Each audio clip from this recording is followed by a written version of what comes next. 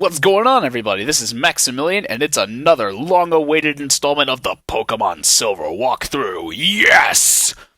Anywho, I'm going to skip ahead here a couple of minutes because this took me much longer than I thought it would. You see, Houndour has a very, very small catch rate, or not really catch rate, find rate, in Pokemon Silver. It's only a 5% chance you'll actually encounter one. And this is the only part in the game where you can actually find them, is Route 7, right in between Celadon City and Saffron City. So I literally just sat here running in circles for 25 minutes before I actually even found one of them. And then the first time I tried to catch it, I accidentally killed it. Go figure. Second time I found one, it roared away somehow and it was paralyzed. And I was just frustrated, ready to quit. Fortunately, someone popped up. Not too many Pokemon afterwards. Thought I was going to lose it again. And we somehow managed to just pull this one out of nowhere. So yay, we got a Houndour in the party, and you probably are wondering why we got a Houndour in the party. Well, spoiler alert, Houndoom's pretty good, and he's probably going to be in the red party. So, we've acquired a nice new Pokemon. The problem is its level's way too low. So basically the rest of this episode is essentially level grinding it. Now technically we are continuing along with the little railroading of a plot line that this game is kind of pushing us on, and that we have to go over to the power plant and see what kind of jig is up there, because apparently something's wrong at the power plant. But we have no idea yet. Didn't quite get there, though, because there were a lot of trainers in the way. And as you know, trainers can take time, especially when they have Jumpluffs that literally do nothing but use sleep powder on you. Yeah, those are annoying. So, that's what we did this episode. Not a whole lot. It's battling and more battling, which is essentially going to be the rest of the walkthrough. I mean, let's be honest. There's not a whole lot of plot. It's just not there once you get past the Johto region. I mean, Kanto has some trainers and more gym leaders, which is cool, because, I mean, battling is kind of, the whole point of the game, I guess. But it makes for rather dull watching, if you know what I mean. So I'm going to try and shake it up a little bit and throw some spice into this Pokemon walkthrough, which is probably going to get a bit more repetitive. I admit that. It'll probably get a bit repetitive, but I'm going to do my best to keep things fresh for you guys. So, I'm finally done with a week in which I don't have at least 2 exams and/or papers due for the first time in 5 weeks, and I'm so happy. I don't have anything in the immediate future that I have to worry about. I am elated. I'm ecstatic. I don't know what to do with myself. I've literally been in productive mode for the past month or so. And now that I actually have free time, I don't know what to do. I'm just completely beside myself with how to spend my free time. So I was just like, I don't know. I was like, let's go get sushi. I don't know why that was the first thing that popped into my head tonight. I just really wanted sushi. So some friends of mine and I went out tonight. We got sushi at a new place that was in town. And when you think about it, the first thing that you think about when you hear the name Rolla, Missouri, if you've ever even heard of Rolla, Missouri, is definitely not sushi, because the farther away it is from the coast, the more time it takes to get here. It isn't the greatest fish. I'm not going to lie, it's not the greatest. It's certainly not as good as Hong Kong anyway. I mean, that'll spoil you rotten, but it was sushi, and it was a nice change of pace. It was awesome, albeit expensive, but still totally worth it. So I got to unwind with some sushi tonight, and then I just got to watch Die Hard with some friends of mine, with some Cheez-Its, and it was, so good. And it's 3 in the morning. I'm wide awake and it's 3 in the morning. My sleep schedule is that bad from this streak of production I've been on. But I'm wide awake. I don't care. I'm going to go to bed late tomorrow it's today anyway. There is no tomorrow at this point. But I'm going to go to bed super late because my English class got canceled on Monday and Wednesday. And today is Wednesday. So it's canceled this morning, which means first class isn't until 1 p.m., which is sick. By the way, that's one of the best parts of college, you guys. If you aren't quite there yet, make sure you schedule all of your classes as late in the day as possible. Now, I know some of you people are thinking, well, morning classes are awesome because we can get them out of the way faster, and that way I can actually proceed to, getting things done, having a good day, having hours in the day to actually do things. Well, the problem is with morning classes, they're a bit of a catch-22, because sure, they do allow you to get things out of the way early. However, the problem is, after you continue to go through the college cycle of getting more and more homework as the semester progresses, and eventually staying up later and later to complete said homework, because let's be honest, who doesn't procrastinate? You will find yourself just getting 2-3 hours of sleep a night, and eventually your body will just crap out and say, nope, and throw itself into a coma. and you'll miss all those classes in the morning, or you will go to the classes having not learned anything, and then once you get back after your 4 or 5 hours of classes, or however long it is that you have for the day, you'll pass out on your bed for a 4 or 5 hour nap, and then before you know it, it's 7 p.m. and you have no clue what happened to the day. So either way, you're going to start your day late anyway. It's either start your day late or be completely unproductive, unless you're one of those weird people who happens to be a morning person. I don't know. It just never was the thing for me. I've always been a night owl pretty much as long as I can remember. Essentially, it started around middle school when you actually had, long-term projects that you actually had to invest some work into. Because, you kind of had some things in elementary school, or I guess primary school if you're from the UK. You kind of had some projects you had to work on, like maybe a brick report, maybe. But you didn't really have any of those projects where you could truly procrastinate on and then just have to go into cram mode on the very last minute. So that's when the vicious cycle started, and now I've eventually drifted into the night owl phase. Now I can stay up easily until the wee hours of the morning with no problem whatsoever.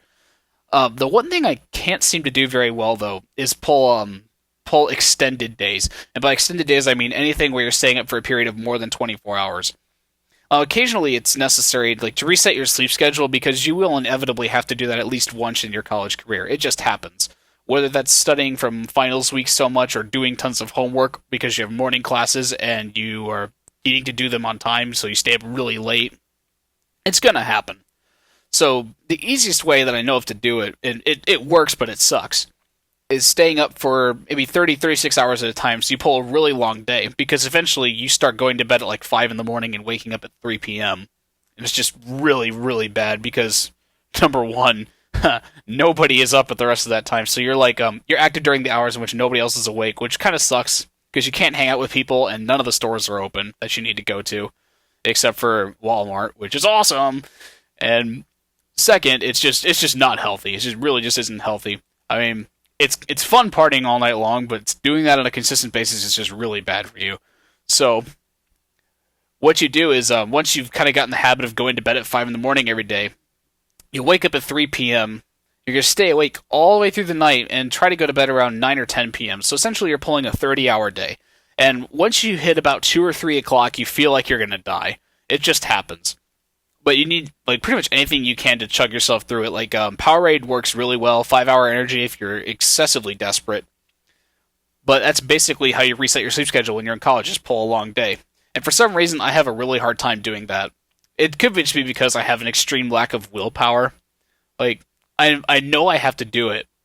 It's not oh, well, maybe I can get away with going to bed a little bit earlier.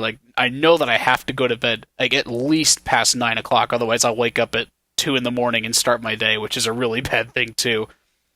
But I just give up so easily on sleeping. I'm just a sucker for the bed, man. I love my beauty sleep. So, it's been kind of hectic in college, because I've had times where I've had to reset my sleep schedule and it sucked. And there have been times when I've also had the morning classes too, and I just didn't get any sleep at all that semester. But such is life. You get through it. College is too enjoyable anyway, so it's something that's very easy to overlook.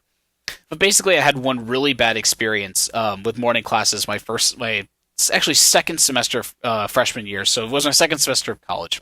And this is entirely why I recommend that you don't ever take morning classes, because number one, you'll never learn anything. No matter how much of a morning person you are, you just won't, especially if it's a math class. You will not be able to retain anything cognitively. And second, it creates a huge potential for missing important things. For instance, I had an exam right before spring break. It wasn't really a midterm. This was a class where you had 3 exams and you're done, no final, no midterm, nothing like that. But I had an exam. And it was at an 8 a.m. class that was about a 15-minute walk across campus. So I had to be up at least a half hour before the class started if I actually wanted to make it there in time, even if I was moving desperately fast. So I set my alarm for 7:30, thinking that, okay, I can sleep as much as I possibly can, because I was up really late the night before working on homework or something. And that way I'll just get up, I'll put on some clothes, and just walk across campus and go take the exam. Well, I'm not entirely sure what happened, actually, because that alarm never went off. That means either, the power outage in the building had something to do with it, which I don't think was the case, although, for whatever reason, 3 people in my same dorm hall, in that same class, missed that exam that day. from their alarm clocks going off. So I don't know, maybe it was something that that was out of my control. But I'm also thinking that I subconsciously, like, in my sleep, got up, shut my alarm clock off, and went back to bed. Like, seriously, that stuff actually does happen. I've done it on several occasions now, and I'm really suspicious that that was it. But basically, I went to my professor later in the day because by the time I'd woke up, the exam was over. It's like, crap, what do I do now? So I go tell him, hey, my alarm didn't go off. Can I still take the exam? He's like, no, you get a 0. So my grade instantly went from like a 96% to a D in a single bound because I missed an exam that I accidentally didn't wake up for. And it's not like you. I guess you could kind of point the finger of responsibility because technically it's my fault. But I mean, at the same time, you just feel horrible when that stuff happens because it's like, how are you supposed to know when you're subconsciously turning off your alarm clock in your sleep? That kind of stuff sucks. And there's not really a whole lot you can do about it. You're a drone at that point. You're a slave of your subconscious. So I had to spend the whole spring break just basically thinking about, oh crap, I'm going to get a D in a class. And this is in one of my first semesters too, so this is when I'm starting to establish my GPA, when it's actually really critical to get A's in all your classes. And this was an easy class too, which really sucked. It was one of the easiest possible classes I could take on the campus, and I had a D in it. Now, fortunately, the professor, I guess, did come to his, I want to say come to his senses, but that doesn't sound right, because technically he didn't really have to. But he was merciful this time around, and he let all three of us take the exam after spring break, but still, definitely something you don't want to risk. So I would recommend that if you guys are planning on going to college, and you plan on signing up for classes, try to get them as late in the day as possible. Now, as freshmen, that can be a little difficult because the upperclassmen get priority, and since you're freshmen, well, you get the last of the choices. Now, it's not like they'll be occupying all of your classes entirely, but there are still some gen ed classes that people tend to push off towards the end of their college career. So try and be as carefully planning with that as possible. Like sometimes I've just mentally said, okay, I'm not going to take this class if it's not available any other time. I'll just push it off to next semester and wait for another spot to be available. You could try waitlisting, but honestly, I've never ever seen it work. And usually it's basically they're like a distraction to give you some kind of false hope that you might actually get into it. Really, that's all it is. The waitlist doesn't serve any purpose because hardly any people drop in time for you to actually get into the class. And even if by some chance somebody happens to drop in time, you're probably not the first one on the waitlist. It's just how it works. So that's a little bit of what's going on with me and a little bit of college advice for you guys because I know you like your little psychiatry appointments with Dr. Maximilian. Thanks for tuning in, guys. Thanks for being patient with me. Now that I have some free time, we'll put up some more videos soon. Until then, see you later.